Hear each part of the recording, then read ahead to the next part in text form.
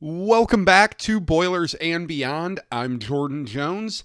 We are back here today to continue the countdown to kickoff for the 2022 season of Purdue football.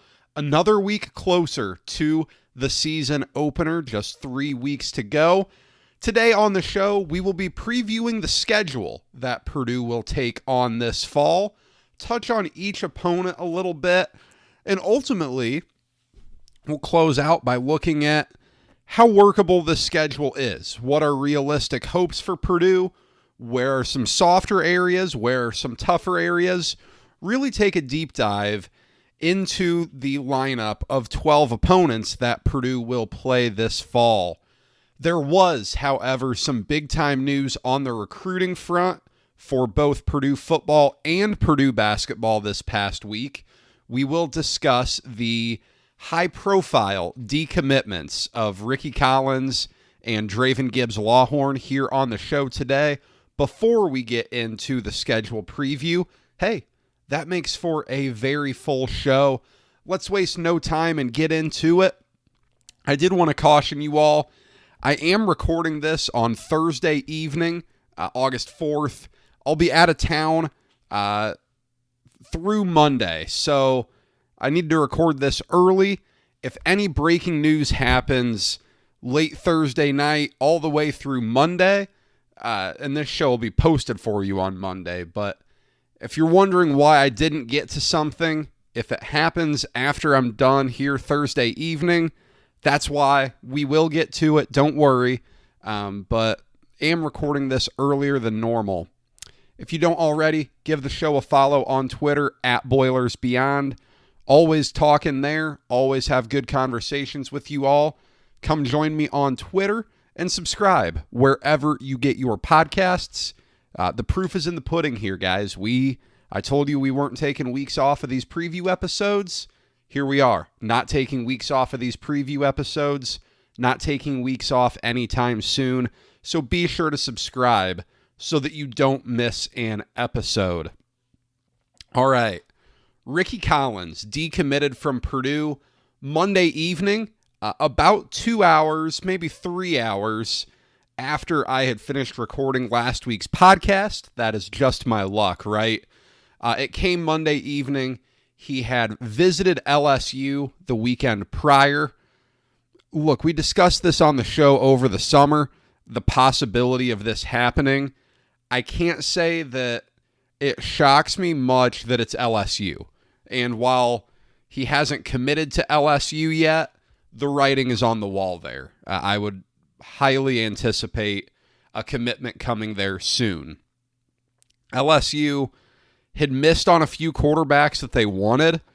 They had 2 quarterbacks rated higher than Collins in the state of Louisiana. So, that's a rarity that they miss on both of them, but they did.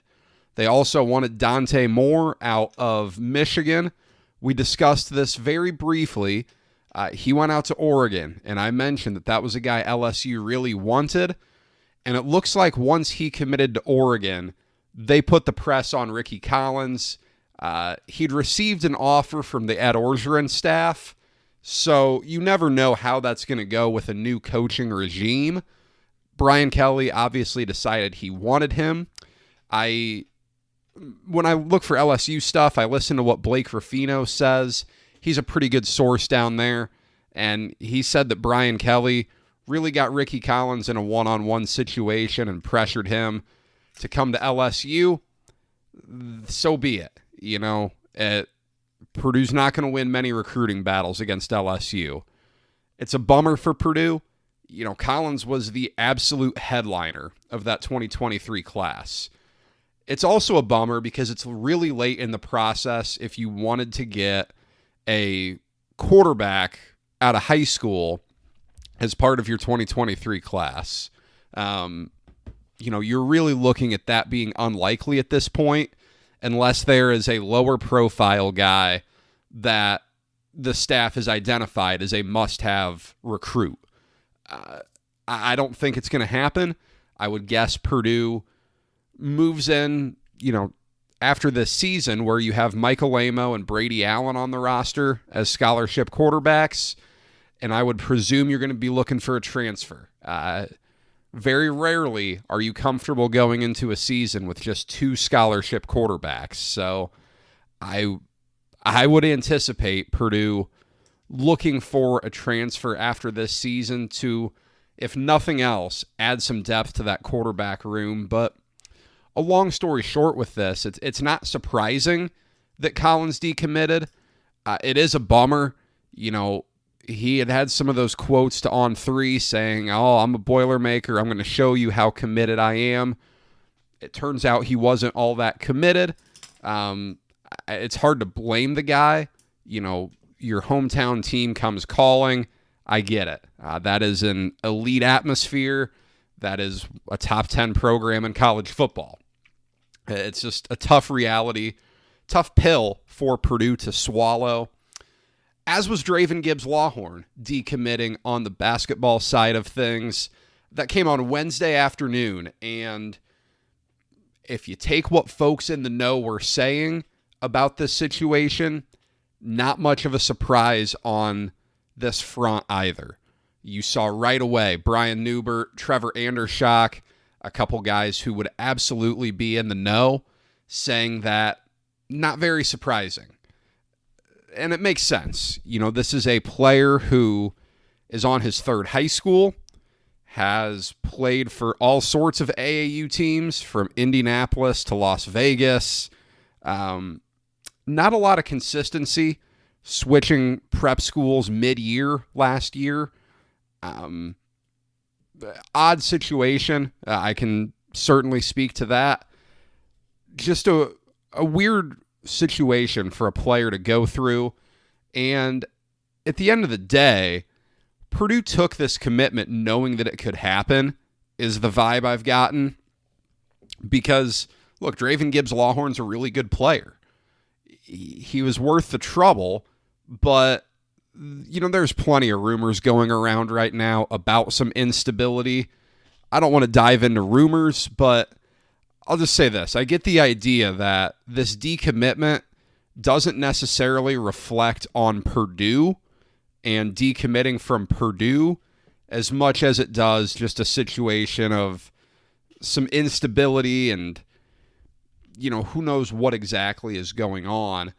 I would say most certainly this has Purdue fans more upset than Rickie Collins' decommitment does. It's been a tough calendar year for Purdue basketball. There's no doubt about it. Trust me, I know people are frustrated to some degree, but, you know, there's not always much you can do. If this is a situation where this was probably a likely outcome and Purdue tried to see if they can make it work, well, I think the folks who have clamored for Purdue to recruit a higher caliber of player should be happy here. Purdue did something that Purdue hasn't always done. It didn't work out, because sometimes you have to live with it. It leaves Miles Colvin as your sole commitment for the 2023 class. Certainly fans are excited about him, and for good reason. The dude can play. I think projecting forward, this means that Purdue will probably be back in the transfer market looking for a guard after this season. I know that has some fans scarred. I get it. The transfer market was not kind to Purdue this past year. Who knows what it looks like come April? The way the landscape of this sport has changed since last April, or I guess last August at this point even, crazy. So it's hard to project what Purdue will get there.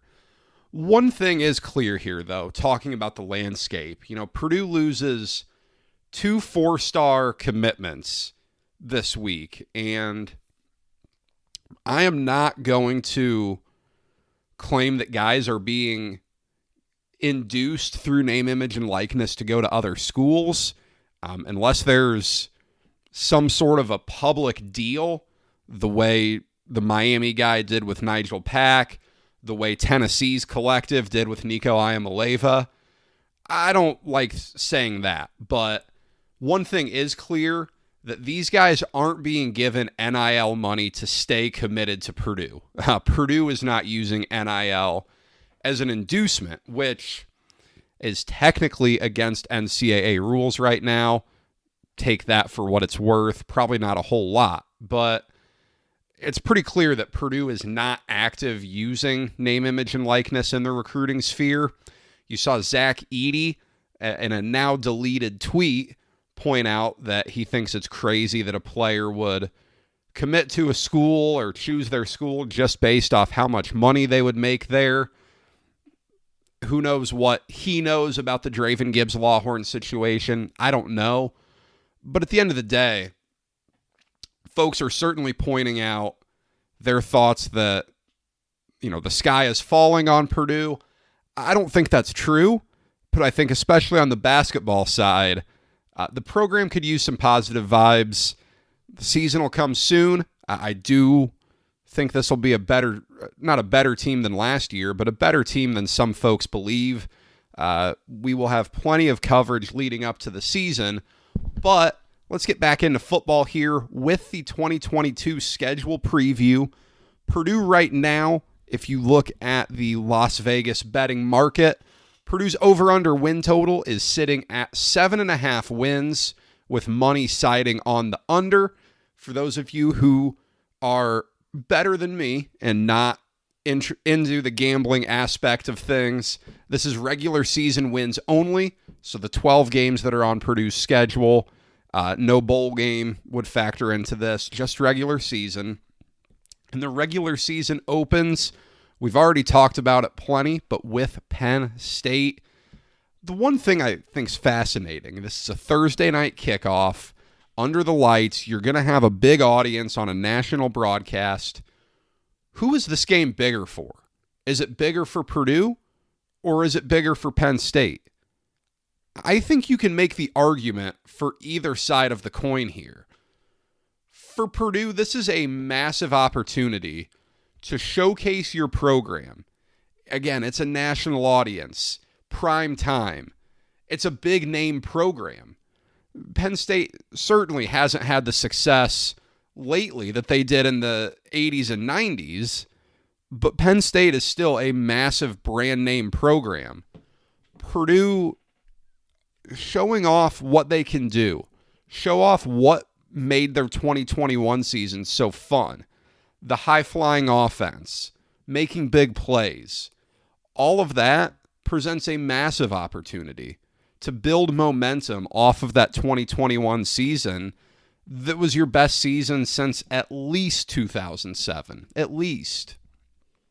On the flip side, on the Penn State sideline, this game almost has a must-win, or probably more appropriately, can't lose feel for James Franklin. He's not going anywhere. He just received a 10-year extension or something. It was massive. So I don't think he's going anywhere, but it's been a couple underwhelming seasons in a row. They're 500 over the last two seasons. They went 7-6 last year. Again, I don't look much into the COVID year of 2020, but that season did not go well for them. He needs a big win and a statement win to show that things are trending in the right direction in Happy Valley. Penn State has won 9 in a row in this series. The last Purdue win came in 2004. Only have met once in the Brohm era, and that was a, shall we say, one-sided game up in State College in 2019. I know Jack Plummer had the start. Purdue was absolutely overwhelmed. It was 28-0 right away, 35-7 final. Look, the Nittany Lions recruit well. They have a sixth-year quarterback in Sean Clifford. He's taken a lot of heat. I don't know that it's always warranted. Before he got hurt last year, he was pretty good. And we'll get into all of this in much more detail in our Penn State preview episode. But they have some continuity at offensive coordinator. They do have a new defensive coordinator. That's Manny Diaz, the recently fired Miami coach. You look at it right now, Penn State's a 3.5 point favorite wherever you look. That's probably about right. I think putting Purdue as a favorite in this game would be a stretch, given the questions that surround Purdue, that surround the playmakers that Purdue has to replace. I think it would be a stretch to put Purdue favored right now. They're going to have to play well to win. Penn State, from a sheer talent perspective, is going to come out with more talent. They have a more experienced quarterback in terms of games started and all of that. He is more experienced, although I'd argue that Aiden O'Connell has shown maybe a higher ceiling. But Purdue's going to have to play really well to win that game. It's probably a decent thing that they follow that up with Indiana State in week 2. That's a 4 p.m. kickoff. Drives me crazy. That game should be noon. Let me go home and watch the rest of the games. But Purdue's 5-0 all-time against the Sycamores. 2 of Darrell Hazel's 9 wins at Purdue. 22% of his wins came against the Trees. Surprisingly, and maybe not surprisingly, but this is the first FCS opponent that Jeff Brohm will have taken on at Purdue. Indiana State, 5-6 last season. They played one FBS opponent. They went up to Evanston and lost 24-6 to Northwestern. A little interesting nugget, their head coach, Kurt Mallory, he's the son, as you might have guessed, of former Indiana head coach Bill Mallory. So there's a little bit of a connection there. But overall, this is an FCS opponent. No matter what happens in week 1, this is an opportunity for Purdue to, either get some momentum if they don't win in week 1, or, let the good vibes keep rolling, right? Go to 2-0 in front of your home crowd. They'll be fired up if you're in there after a big win against Penn State. You then have an interesting one at Syracuse. That's a noon kick on week 3, September 17th. No longer is it the Carrier Dome. It's now the JMA Wireless Dome. And, when this series was scheduled, it was scheduled back, I think, after Brohm's first year, maybe after his second year. But it was an interesting series because Dino Babers was, depending on when this was scheduled, 2018, Dino Babers went 10-3 at Syracuse. Outside of that, in his tenure, it hasn't been great. And I would say he's probably somewhat on the hot seat as we enter the 2022 season. By no means is he, in Scott Frost territory, but they need to have a better year than what they've had the last few. They do have one of the more fascinating players in college football. That would be running back Sean Tucker. Go look at his tweets from post games last year. They're fascinating. The kid is something else, and he's a very good running back. Just an interesting player there. They've got a running quarterback in Garrett Schrader. He came in from Mississippi State. That's something that I didn't think Purdue was fantastic against last year, was stopping the run. Now, it's not a Wisconsin-style, line up and run it into the line and get 6 yards off it every time. It's different than that, but seeing how Purdue is able to stop the run, that's going to do a good amount in terms of how you feel coming into this game. Syracuse, too, they have a big season opener as well. A short home underdog in a conference game, but they're against Louisville. And it's funny how worlds kind of collide for Purdue. I think a lot of Purdue fans have some interest in the Cardinals this year. Look, I would say this game against Syracuse, it's a game Purdue needs to win. The optics of a loss wouldn't be great. Chances are, and I don't like throwing out shade, but this will probably be a pretty thin crowd. This is, it's a dreary, dingy look when you watch games on TV that are in the Carrier Dome. But hey, Syracuse has never even scored on Purdue. They met once, a 51-0 Purdue win Kyle Orton and Taylor Stubblefield tore the Orange apart to open up the 2004 season. So there is history on Purdue's side in their Week 3 game up in Syracuse. After that road trip to Syracuse, Purdue comes home to play Florida Atlantic.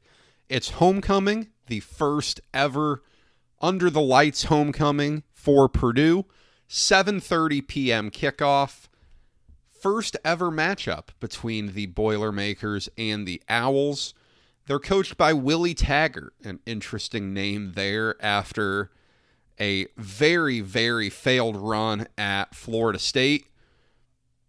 They got a very experienced quarterback, though. N'Kosi Perry. He's a former Miami Hurricane.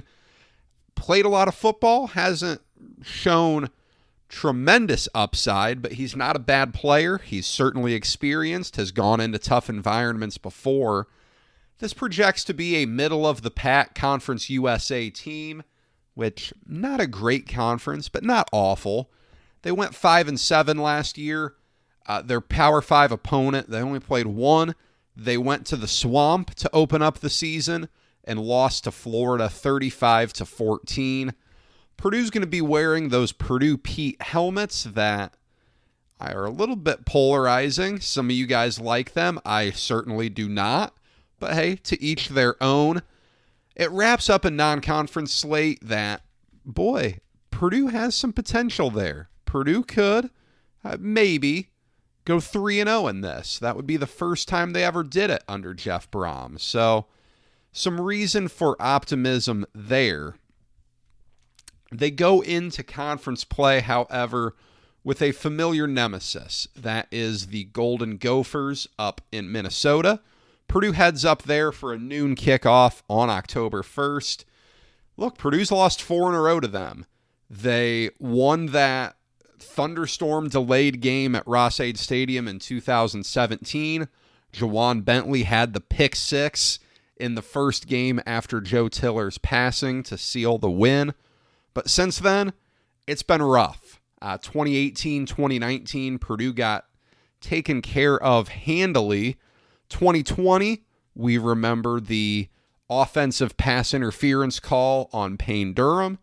And then last year, in the pouring rain in the second half, Purdue just couldn't get the offense going in the rain. They were driving with a chance to tie it, but O'Connell was picked off to end the game. A lot of familiar names for Minnesota, especially on the offensive side of the ball. Tanner Morgan is back for his 6th year at quarterback. He joins guys like Clifford and O'Connell as 6th-year quarterbacks in the Big Ten. They get their running back, Muhammad Ibrahim, back from injury. You'll remember in Week 1, in that Thursday night kickoff game last year against Ohio State up in the Twin Cities, he was having a heck of a game. And it was either the late third, early fourth quarter. He goes out with a torn Achilles. He missed the rest of the season. That was a real bummer. They have Chris Ottman-Bell back at wide receiver. If I'm remembering right, he scored the go-ahead touchdown that put Minnesota in the lead last year. It was that deep ball early on in the second half. So they've got some familiar names there. They also bring back their offensive coordinator, Kirk Shiraka. He's been gone for a few years, but he called the plays for their 2019 season. That year, they went 11-2. They put a beat down on Purdue at Ross-Ade Stadium that day. Tanner Morgan, I think, only had one incompletion. They did whatever they wanted to Purdue. The downside for this Minnesota team, as I've said, no one in the Big Ten West is coming in without a downside. Minnesota loses a lot on both sides of the ball in the trenches. And against Purdue, it's not the most critical thing. You certainly want to have good play in the trenches, but against teams like Iowa, Wisconsin, Nebraska, Illinois, I mean, it's critical, even more so against those teams. So that's going to be an interesting one. That's one that Purdue would love to win and snap that 4-game losing streak before they hit the road again and head to the other end of Big Ten country to go take on Maryland. This is a game that, how many passing yards is too many in this game? 800 total? These are two offenses that are going to throw it around early and often. Maryland led by Taulia Tagovailoa. As you may have guessed, if you don't already know, the younger brother of Tua. He's an experienced starter. He started both the COVID year in 2020 as well as last year. He has some nice weapons at receiver. Mike Locksley has done a nice job of recruiting skill position players. They are kind of similar to Purdue in that regard. But it's an interesting spot for Purdue because you're coming off that game at Minnesota. That's going to be an emotional one. And I don't mean emotional in the sense that it's some rivalry game where the season's on the line. But that's a big game. Purdue's going to want to win that one, especially we're getting into the season far enough now where you don't know how things are going to be looking. You know, by week 6, Purdue will have played 3 games that you could reasonably say they'd lose. I think they'll be favored in all 3 non-conference, but they'll be dogs against Penn State at home. They'll be dogs at Minnesota. Is Purdue 3-2? Are they maybe 4-1? If they're 5-0, this is panic button, letdown spot. I mean, you're freaking out because it's a tough road trip. It's another environment that doesn't tend to be the most passionate. It's going to be a test, especially with how much Maryland throws it. Those aren't fun teams to play in a letdown spot. Just ask Michigan State after they played Purdue right after they beat Michigan last year. Maryland's not all that strong up front. They really struggle against more physical opponents. This one's going to come down to Purdue's defense. If they're playing well, if you come into this game feeling good about what you've seen from Ron English's unit so far in the season, I think you can chalk this up as a game Purdue should win. If you come in and, boy, I don't know about the defense. They haven't looked so good. Maybe the offense isn't as lethal as you may have hoped. Then this is a game that could end up a number of ways and could and maybe likely will be a bit of a shootout. Then they come home finally after the 2-game road stretch for what is by far my favorite date on the calendar, a mid-October Saturday in West Lafayette. Is there anything better? No. Purdue hosts Nebraska on October 15th. Only home game in October. That part's a bummer, but it's a big one. It is absolutely a big one. I myself am not all that high on Nebraska. You listen to Brett Ciancia here on the show from Pick 6 Previews. He is fantastic. He is well in the know. He is very good, and he is high on Nebraska. Look, they could click. I'm not going to say they can't. They could be a player in the West. They have a lot of transfer pieces coming in. They have some talent. They got Mark Whipple, the offensive coordinator that led Kenny Pickett to a Heisman ceremony last year. There's some pieces there that make this interesting. But again, like I talked about Purdue with that spot at Maryland is a little bit of a tricky spot on the schedule. Just in general, what are the vibes going to be in Lincoln as they come into this game?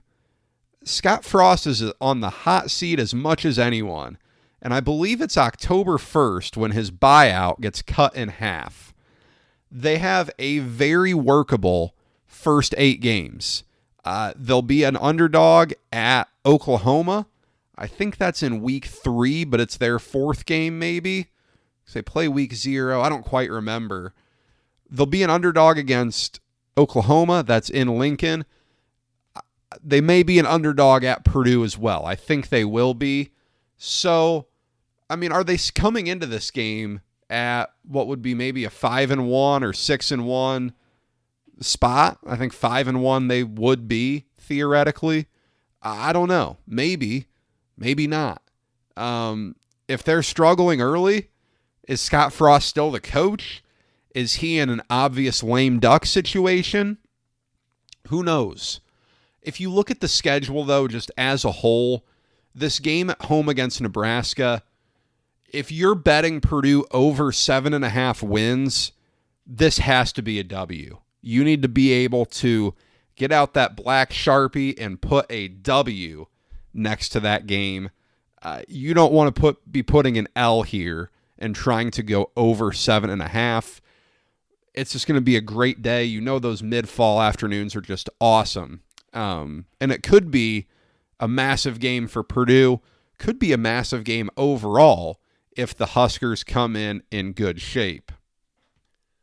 Now, they've had some success against Nebraska under Jeff Brohm, but they have not had very much success against Wisconsin under Danny Hope, under Darrell Hazel, and now under Jeff Brohm. None of those coaches have beaten the Wisconsin Badgers, and Purdue heads up there on October 22nd, week 8 of the season, for a 3:30 kickoff. And if you've been following Purdue for a while, you look at this game and it makes you a little bit uneasy. Purdue has not beaten the Badgers since 2003. That was up in Camp Randall Stadium. They came to Ross-Ade Stadium in 2004. I presume you all know what happened. Check out the Google machine if you do not, and prepare to be underwhelmed. Ever since then, history.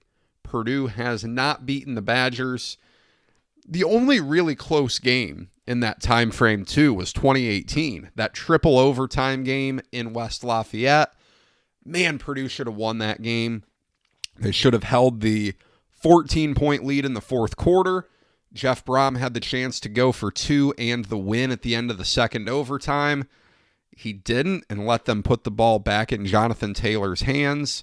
Not a great call.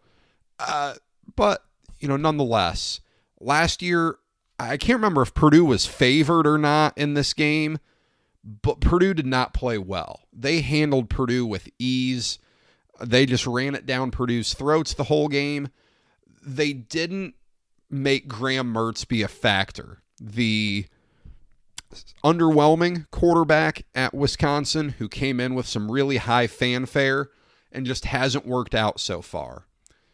They do lose a lot on defense. They lose their top 3 receivers, but it's the same Wisconsin team every year. Braylon Allen's an awesome running back. And the story of this for Purdue is going to be, can you make Graham Mertz do something? Wisconsin is so good at running the ball that it's probably not likely, but if you can at least get them in some obvious passing downs and bring some blitzes at him, see what you can do. Make him make plays, because if you can make Graham Mertz be positive for them, then I think you're on to something. I think it puts you in a good spot. Purdue's offensive line is going to be key. They've got to give Aiden O'Connell a chance to make plays. He didn't play well against this Wisconsin team last year. He'll be eager to get some revenge, but the downside is this will be 8 straight weeks with a game for Purdue. They do have a bye week following this in week 9. I don't know that you love playing Wisconsin as you're on your 8th straight week with a game. You do have the late bye in week 9, which is nice because you play another physical team right after that, the team that Purdue played after their bye last year, Iowa. That game in Ross-Ade Stadium this year, kind of a different narrative from Wisconsin too, because Purdue has had some real success against the Hawkeyes under Jeff Brohm. 4-1, won the first 2, lost up there in 2019, and Purdue has won the last 2. Schematically, it's the story. Purdue destroys Iowa's one-on-one coverage with a single receiver each year. Anthony Mahungu, Terry Wright, David Bell, that's been the story for Purdue. They're going to try to do it again this year. Does Purdue have the guy who's going to go exploit it? Time will tell. It's another year of Spencer Petras and Alex Padilla battling it out at quarterback for Iowa. Yikes. That's not what you like to hear. It's a Brian Ferentz offense, so it's not quite the most exciting. brand of football. But this defense could be really special. They've got a great defense. Phil Parker's a great defensive coordinator there. It's going to be interesting. This is one that Purdue fans will certainly be confident in. Iowa's got a chip on their shoulder. They don't like losing to Purdue, especially now that Tyrone Tracy and Charlie Jones are with Purdue. You got that sense at Big Ten Media Day, as we discussed here on the show. But what can Purdue do here? If it's going to be a special season, this is another game Purdue needs to win. If not, then you never know. But again, for that over 7.5, circle this one as one Purdue needs to win. Ditto in Week 11 as they go make the short drive west to Champaign. Over the summer, I was rewatching some of last season's games. Man, this was a miserable game last year. It led to Aiden O'Connell grabbing the starting job, and Purdue won. So, at the end of the day, okay, but man, was this brutal. The offense was stagnant as can be under Jack Plummer. The move is made to Aiden O'Connell.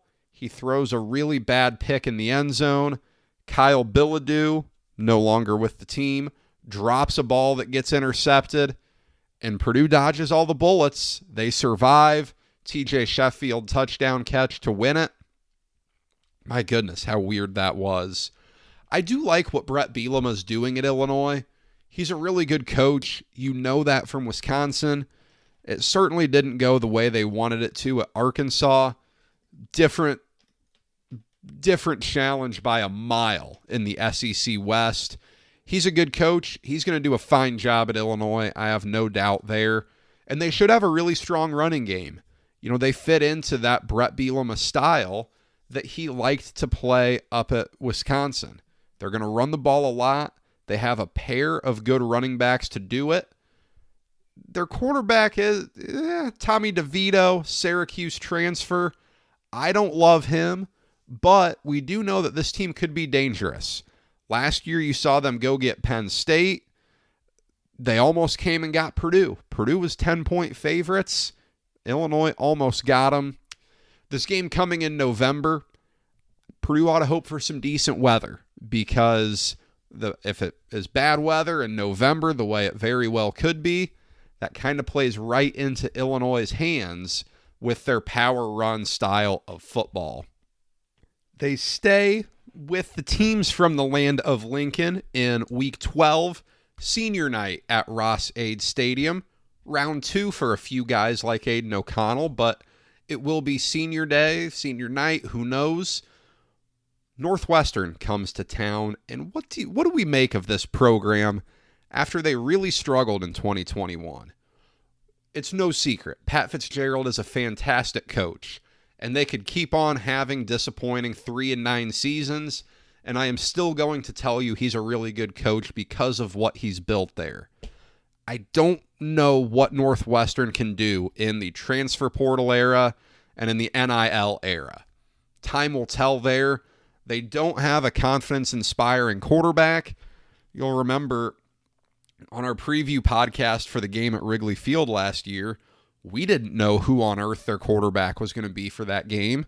It looks like it'll be Ryan Helinski this year. I don't love him. They do have an all right run game.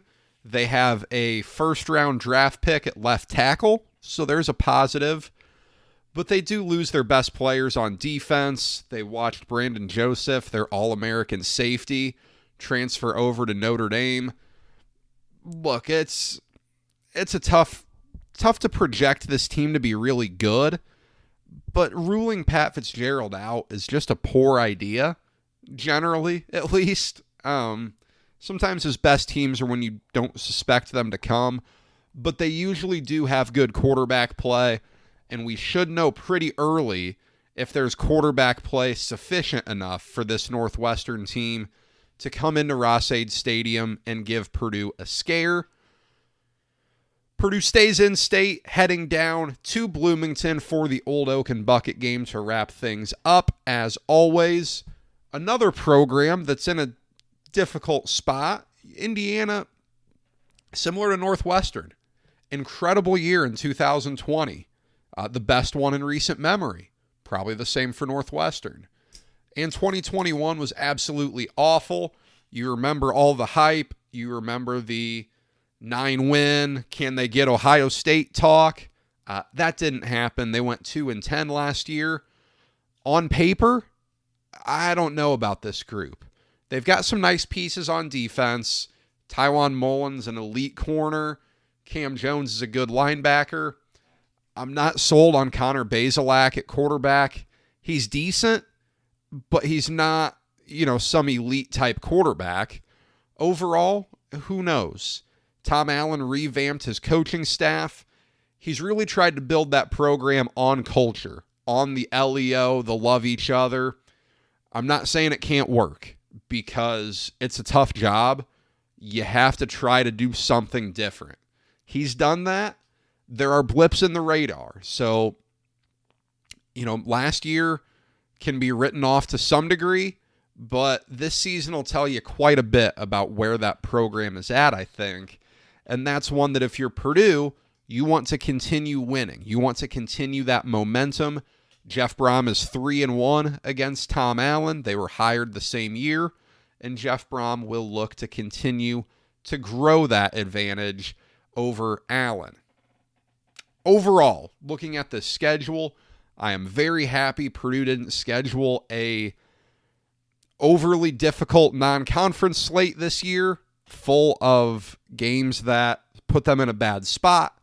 Don't worry, they did for next year, so my scheduling rants aren't going to be gone for too long, but you won't hear them this season. It's a conference slate where you can realistically look at and say that Purdue could, maybe even should, go 3-0. That October stretch, it's tough. That's going to determine a lot about this season. If you look at the most beloved Purdue team in recent memory, the 2000 Rose Bowl team, that's exactly what it looked like going in for them too. They did lose 2 games in September on the road at Notre Dame and Penn State, but they swept their October slate. They beat Michigan, they beat Northwestern, they beat Wisconsin, and they beat Ohio State. That's what they did. That's what got them to the Rose Bowl. Now, it's not as much of a murderer's row this year on paper, but it's still a tough slate. At Minnesota, at Maryland, Nebraska, and Wisconsin. If Purdue goes 2-2 there, I think you had a pretty good month of October. If they're better than that, boy, you could be in potential, you're putting yourself in position to win the Big Ten West going into November. It's a little bit of a lighter finish. Iowa is tough, no doubt about that. But Illinois, Northwestern, Indiana, I think you should be able to finish strong there. Kind of the narrative about this schedule is that it's easy, that Purdue has a real light schedule. And yes, I agree. I mean, when you highlight a team in the West that doesn't play Michigan or Ohio State, and then only one of Penn State or Michigan State, yes, that definitely helps. But I want to say this. The majority of these games, you're probably going to come in and it's a 7-point spread or fewer. There are going to be a lot of close games in here, and Purdue's going to have to win those. It's not something they've always been great at. Running the ball certainly helps you in close games. Look, it's better than being a long underdog. Last year, Purdue was a long underdog at Ohio State, and it didn't go great. But every Saturday is going to be a challenge. That win total, again, sitting at 7.5, do with that what you may. I think it's a good number. I think if you simulate this season, if you look at it objectively and take off the black and gold glasses a little bit, I do think 7-5 and 8-4 are probably your 2 most likely outcomes, just because there are a number of games that are somewhat toss-ups. It's going to be interesting. It's a good schedule. There are no games outside of maybe Indiana State that I think you look at and say, that doesn't really move the needle for me all that much. Nonetheless, it starts off strong. We are ever closer to that game. 3 weeks to go. We will continue to be here counting down. That is all I have for you today. Thank you, as always, for spending your time with me. Next week, we will continue the preview episodes by taking a look at Ron English's defense. They did lose George Karlaftis, but how will the defense deal with that loss, and can they maintain the strong showing they had in 2021? Come back next week to find out. Be sure you're subscribed wherever you listen to this podcast so that you don't miss it. Follow the show on Twitter. That's @BoilersBeyond for news and notes in the meantime. But until then, take care, folks.